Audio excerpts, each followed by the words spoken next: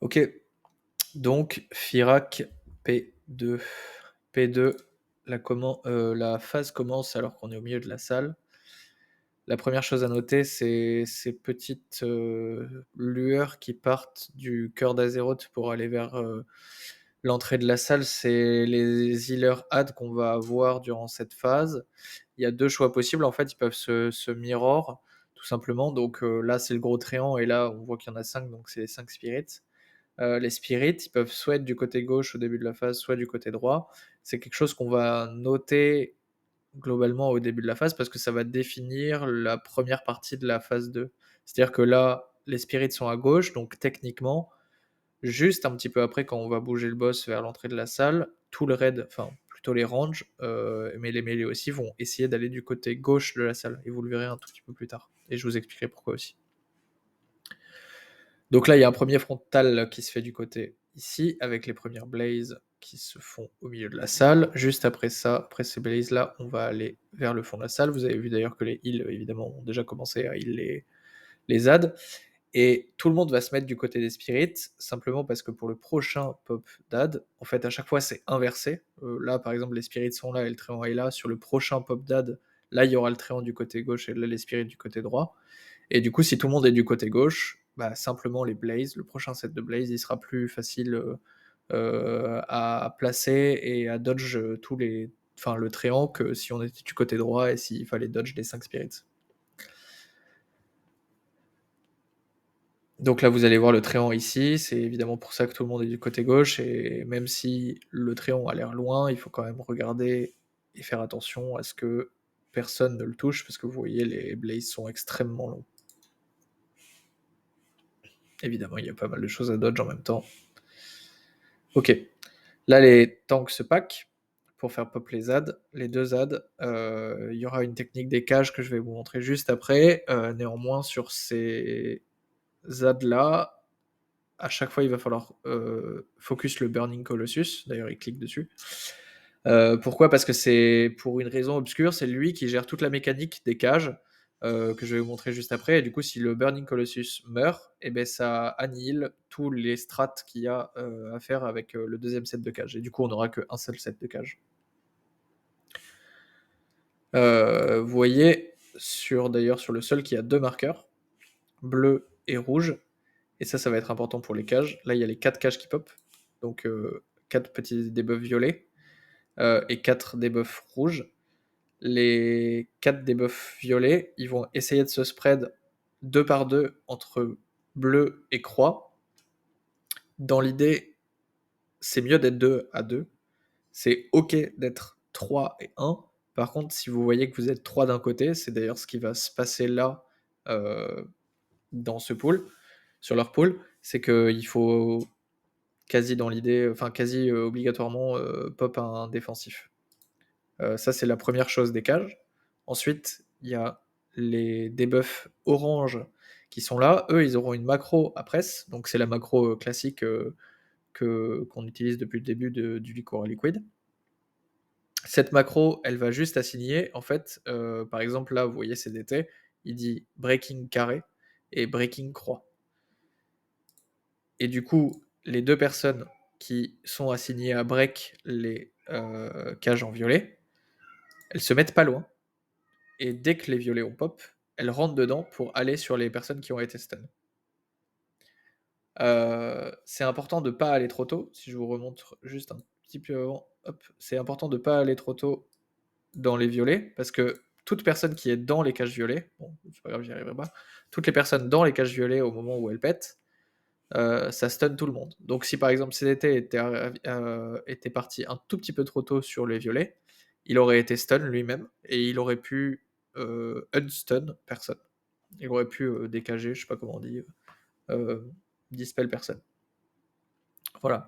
Quelque chose à noter qui est assez important sur cette mécanique, c'est que les personnes qui pressent les macros sont choisies dans l'ordre de presse de macro pour break les cages, donc la carré et la croix. Ça veut dire que si vous êtes la première personne à cliquer sur la macro, vous allez être automatiquement assigné à break bleu. Si vous êtes la deuxième personne à cliquer sur la macro, vous allez être automatiquement assigné à break croix. comment on peut se servir de ça? On peut se servir de ça, par exemple, si vous êtes un heal. Je prends par exemple, Goose ici, mais du coup pour nous ce sera, par exemple, Litchi ou Melee. Si vous êtes un heal qui est en train de heal les ZAD et qui potentiellement vous pouvez vous retrouver loin, heu, du raid, ça veut pas dire que vous devez pas appuyer sur la macro, ça veut juste dire que vous voyez la macro, vous pouvez compter 1 seconde dans votre tête, genre: «OK, 1» et hop, on appuie sur la macro. Ça veut juste dire que vous pouvez décaler un petit peu. Comme ça, vous appuyez quand même sur la macro, on sait jamais. Et si jamais les DPS, et évidemment tous les DPS, toutes les personnes que je n'ai pas citées là et qui se trouvent pas loin des cages, doivent appuyer le plus rapidement possible sur la macro pour faire le job. Donc là, on a géré les cages.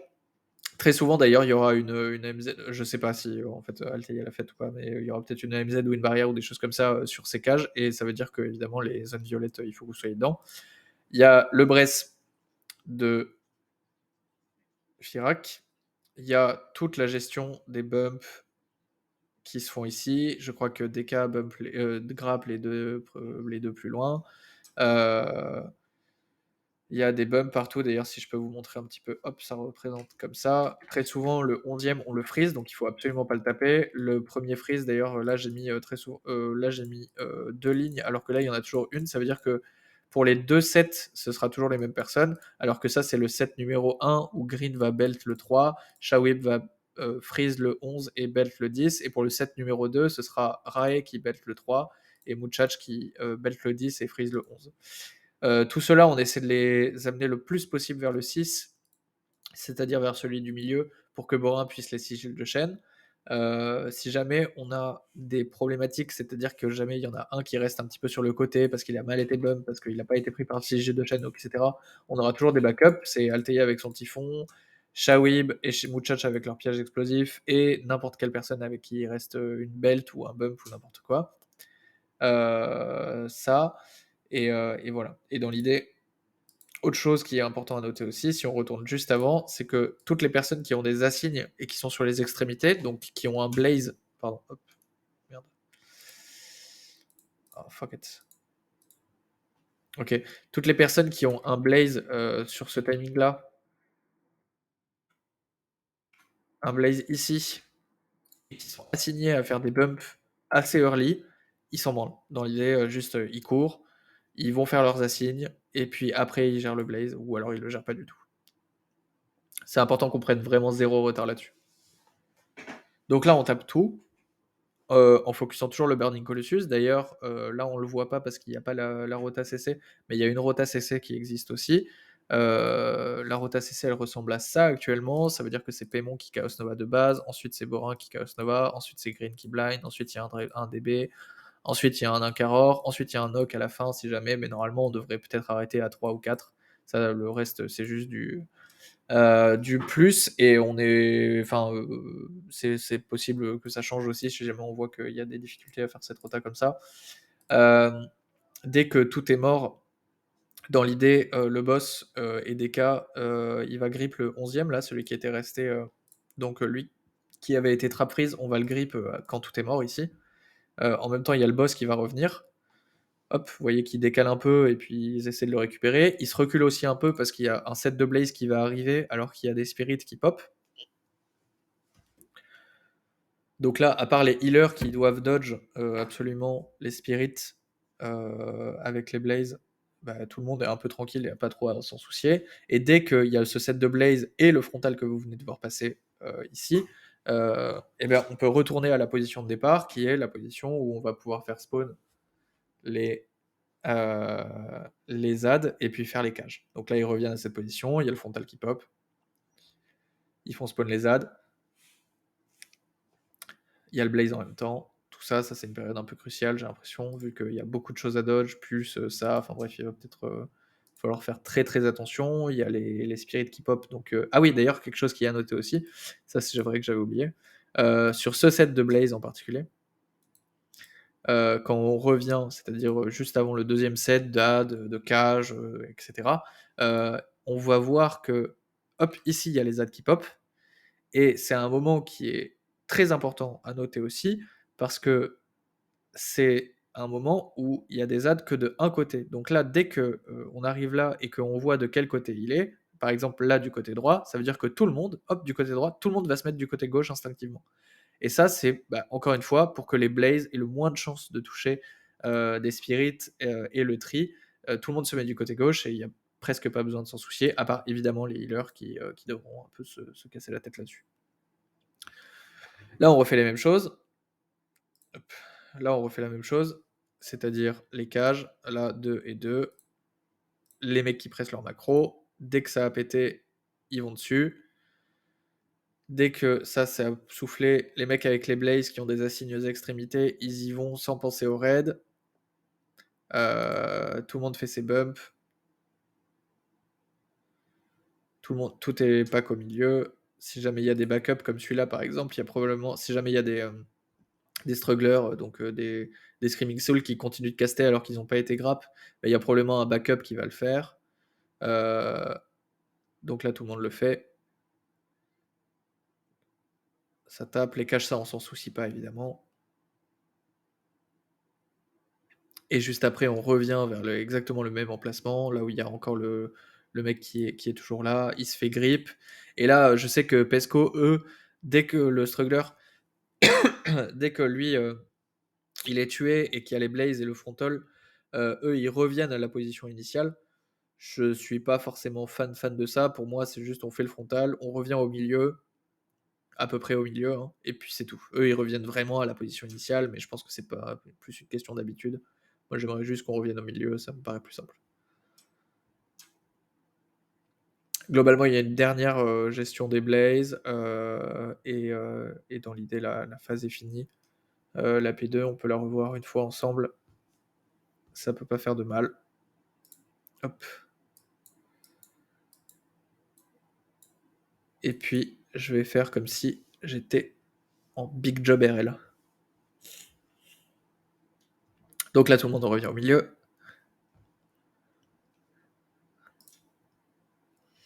On fait les blazes, le frontal, et puis on revient vers l'entrée. Là, on jouera du côté gauche. Donc on ira du côté gauche pour les mêlées et les ranges. Blaze. Et on y va. Range et mêlée du côté gauche.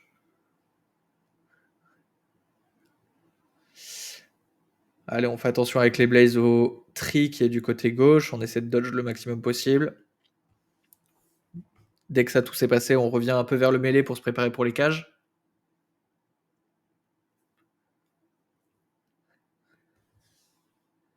Allez, 2 par 2. On appuie sur les macros rapidement. Les blazes aux extrémités, on court. Pour les autres, on fait juste attention. D'ailleurs, on fait attention. On essaie de tous revenir au milieu. Là, c'est important pour essayer de dodge les adds qui pop en même temps. On fait les bumps, on grip. La rota CC, parce qu'il y a une rota CC qui rentre en compte, tout en focusant le Burning Colossus. Dès qu'il y a tous les adds qui sont morts, c'est-à-dire maintenant, on va chercher le dernier. DK qui grappe.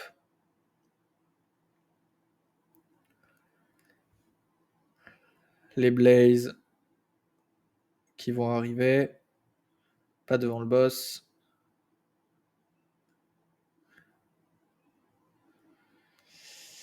Et sur ce frontal, on essaie de revenir à la position des cages.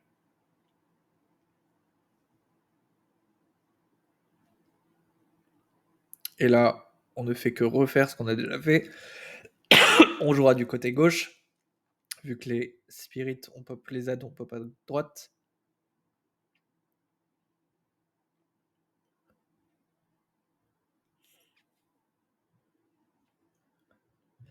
Cage, donc macro, macro, macro. On essaie d'être 2 par 2. Là, on break. Avec les blazes, on essaie d'aller vers le milieu. Les assignes, tous les bumps.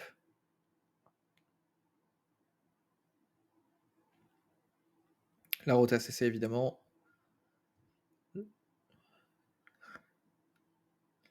Focus le Burning Colossus. Dès que le Burning Colossus et les Souls sont morts, on essaie d'aller récupérer le dernier.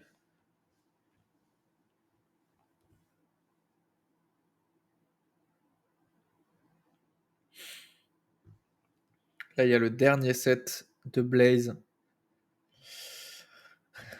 Enfin, de Blaze avec les ZAD, qui est un peu compliqué. Après ce frontal, et on essaie de revenir au milieu juste par simplicité. Mais on n'est pas obligé de revenir aussi loin. Il y a un frontal et les dernières Blaze, mais là, il n'y a aucun moyen de mourir.